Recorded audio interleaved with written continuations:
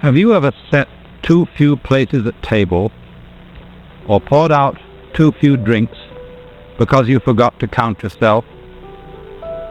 You are about to hear a life-changing speech from Alan Watts. Relax, take notes, and watch this entire video so you don't miss any that can have a huge impact on your life. Funny, isn't it? Oneself is the closest thing to you, and yet just because it's so close and your eyes don't look at you, we're difficult to see. And sometimes you forget yourself. You know, there's a strange way in which obviousness conceals things. I've often been struck by the fact that some of the very greatest discoveries that man has made have been occasions when he suddenly noticed something that was staring him in the face all the time. And when we see it, we say, "Good heavens, why didn't I ever see that before? There it was, right under my nose, and I never noticed it." All this sort of thing happens, I suppose, every day when you lose your glasses. And you go around all over the house looking for them, and then suddenly they're on your nose. Or you've lost your handbag, and there it is over your shoulder.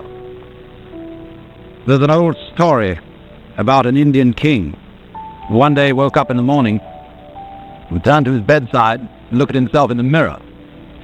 He had a mirror like this. You know, these old bronze mirrors, which used to be polished on one side, and then had a design of some kind on the other. And here he was with the mirror beside his bed, and he was kind of bleary-eyed in the morning, and he picked it up and looked into the wrong side. And he said, "Where's my head? I've lost it." And he summoned all his attendants and started running around all over his apartment looking for his head. And when the attendants arrived, they said, "But your majesty, O king, live forever. It's still on your shoulders. You looked in the wrong side of the mirror." And that story is told as an illustration of what is, after all, the greatest theme of Indian philosophy: the recollection or remembering of something that mankind as a whole seems to have forgotten. I was talking a moment ago about great discoveries of benefit to the human race, how there are things that might have been obvious all the time. Supposing there was the very greatest discovery, something that would really set the heart of man at peace. And it's the most obvious thing there is, and nobody is noticing it at all.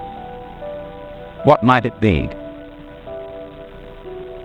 Well, when in Indian philosophy it is said that the objective of the whole thing is remembering or recollecting something that has been forgotten.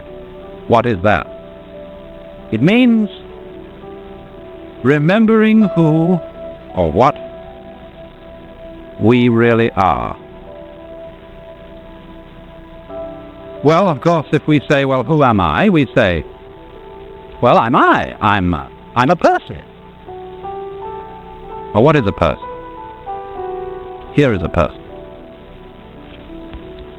A person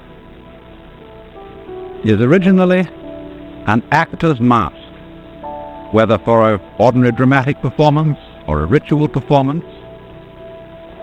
And in the Greco-Roman world, these masks were called persona. For the word persona means that through which there comes sound. And those old masks, as they were made for the Greco-Roman stage, had mouthpieces that were shaped like a megaphone, rather wide mouths. And so, because those mouths emphasized the sound, persona became the name for a mask. And this use of the word still survives when you look in the title pages of a play and you see a list called Dramatis Personae, the persons of the drama, because this was originally a list of the masks that the actors were going to wear. And so isn't it strange that the word person which originally meant a mask, has come to mean what we really and truly feel ourselves to be. And this is perhaps a very, very significant confusion. For after all, what one is as a person, that is to say as a mask, as a part in a play, is what we nowadays call one's role. And we are such, aren't we, that we very much depend for our personal security and our social security. We very much tend to fix upon and identify ourselves with certain roles.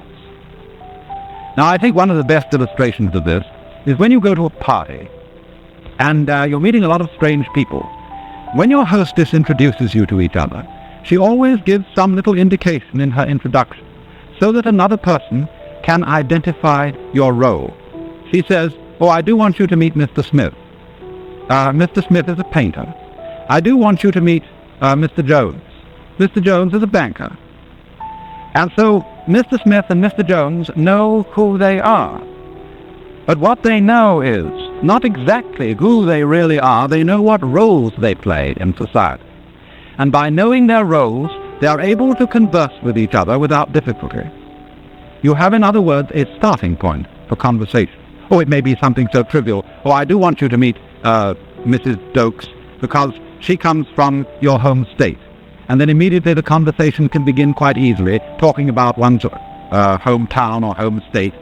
And in this way, you know, you can talk with people without ever really meeting them. By identifying clearly with your role and playing your part, or it may be some other part than banker or doctor or lawyer, it may be regular guy or buffoon or bohemian or whatever sort of role one identifies oneself with. By playing this part, you can completely conceal yourself from other people.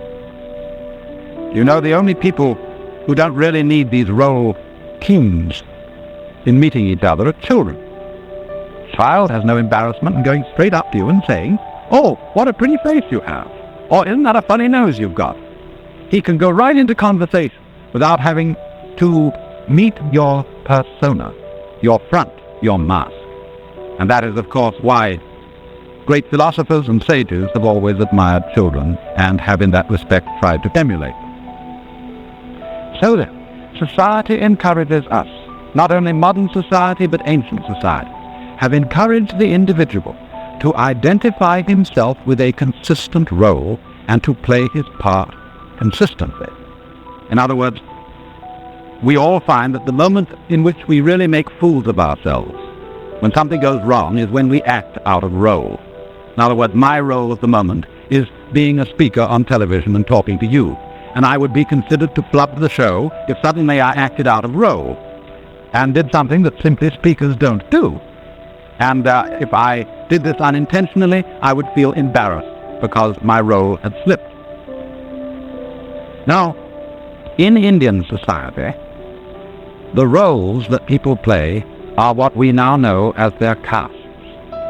In old Indian society, there were 4 principal castes: the priests, the warriors and rulers, the merchants, and the laborers.